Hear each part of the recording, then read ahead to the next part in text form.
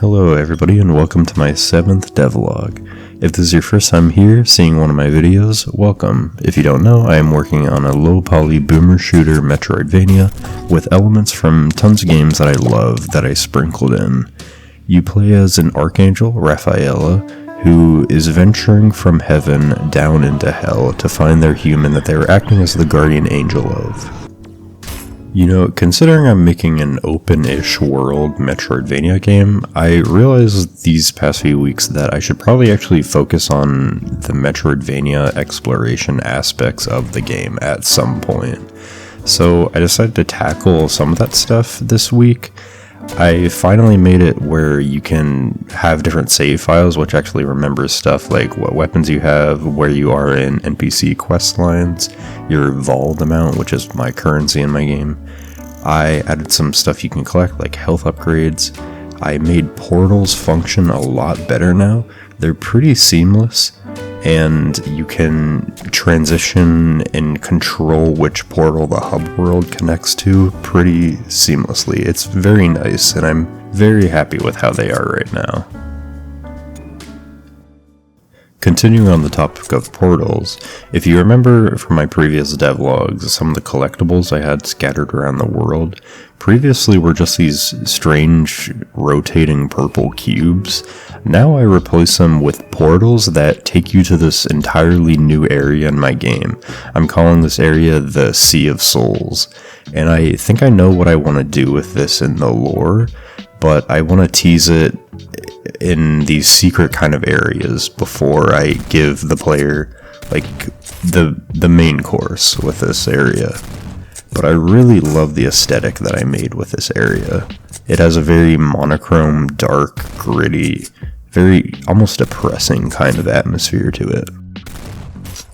So at the end of these areas, there's going to be an altar where it will have some kind of collectible at the end of it. For now, I just have health upgrades at the end. You're going to need to collect 4 of these rosary fragments and then take them to a new NPC in the hub world, and then exchange it and some money to get a new health point in your bottom left corner. I also made sure to have these collectibles be tracked on the new save files that I added. Some other collectibles that I plan on adding are probably some perks, which are going to be kind of similar to how they function in Hollow Knight. Some weapon upgrade materials, which you'll need to take to Bug, who can upgrade your weapons for you. And probably something else that upgrades the amount of prayer slots you have, which are like the eyes in the bottom left corner, and controls how much you can heal or do other prayers. So these areas are primarily going to revolve around movement challenges. I think in the first area, which is when you get the shotgun and the parry, a lot of them naturally are probably going to revolve around the shotgun and the parry movement mechanics. So I have a lot of opportunities to pull off double jumps and parry on these ring enemies, which let you get nice height and really play around with the movement. And it's nice to be able to design these levels purely for the sake of fun movement. You get a lot of chances to use movement in the game by itself, but a lot of it's mixed in with fighting, so it's nice to break up the pacing a little bit and build a nice gameplay rhythm that you're not always just shooting stuff with. In the city level, that's when you get the grappling hook ability, so the secrets there are probably going to revolve around that. In the forest level, you get the boorish ability, so the secrets there are probably going to revolve around rushing forward and getting some good speed.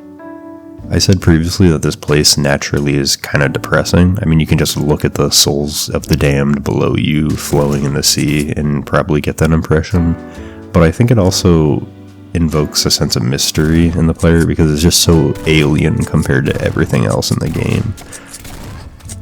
Part of what made me want to make these kind of areas are when I was developing my developer level, which was just like a gameplay garden where I didn't really have to worry about any kind of beauty or level design practices.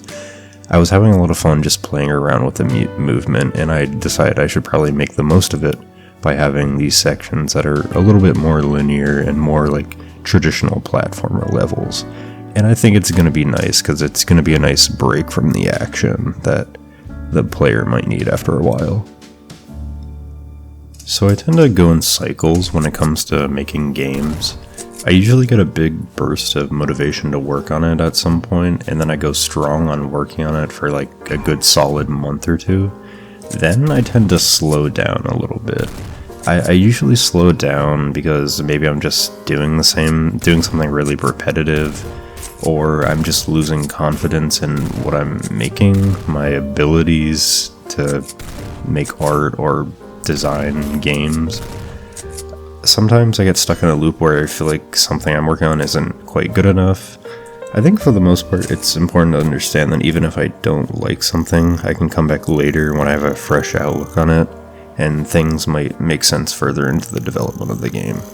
I know that there's a great game hiding in there somewhere, it's just that finding it might make you seem like that one guy digging for diamonds only to turn back when he's almost there. So I definitely tend to occasionally have a sense of burnout when I'm working on different projects. I think when I spend such a long time on specific features of a game, that's when it gets difficult. I'm trying to rotate the features out that I'm working on in the areas of the game that I work out, so I'm not really focusing on one section of the game for too long and getting bored with that. Definitely keeping the momentum of a project for a long period of time is the hardest part about game development, in my opinion. I heard one of my friends describe burnout as just being like low on fuel. So when creating art or games, it's important to also be enjoying other people's art. Sometimes I fall in love with games so much that playing them gives me a massive boost of inspiration and energy.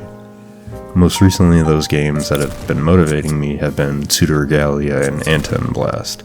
It's always amazing when that happens because I feel like I can directly pinpoint specific features or design decisions that were directly inspired by specific games that I love and have meant something to me. So it's almost like a part of that game exists in this game, which is amazing because that's what I want to eventually do to people who play my game. I want to leave some kind of impression on them. I want to inspire them to make their own art. Just getting my mind off the project for a while helps too. Part of the reason why I started doing these devlogs is because they act as side projects while I can work on something else, but it's still productive towards the project because I'm getting my game some exposure and getting some feedback on it and meeting all of you. But yeah, that's basically me just rambling about burnout and the ways I deal with it. I think there's a lot of ways to approach it. I don't think I'm quite at the point where I need to take like a massive hiatus on the game or anything. Not that I really plan on doing that anytime soon. But I think for the holidays I might slow down a little bit on game development just to enjoy some other games and refuel my creative juices and spend time with my family just to get my mind off the project a bit. Moving back to Metroidvania stuff, to signify you've entered a new area, I made a new UI animation that pops in that displays the name of the area. It's very similar to how it works in games like Dark Souls or Bloodborne, where you enter a new area and the name of the area just pops up in the corner. I fixed the hubward portal up where the player can choose which tabernacle to warp to. It's very nice and seamless and smooth. I like it a lot, and I'm very happy with how it is right now. Finding the hub world is also saved in the save file now, so when you get there, you'll just always spawn there from now on every time you start the game. I think making NPCs was finally what motivated me to work on the save system, because it's just kind of annoying having to go through every character's intro dialogue every single time you start the game and just want to talk to a character. I think in the next few weeks I'm going to be focusing on adding a new character that will let you upgrade your stats, like your health and prayers, and equip certain perks.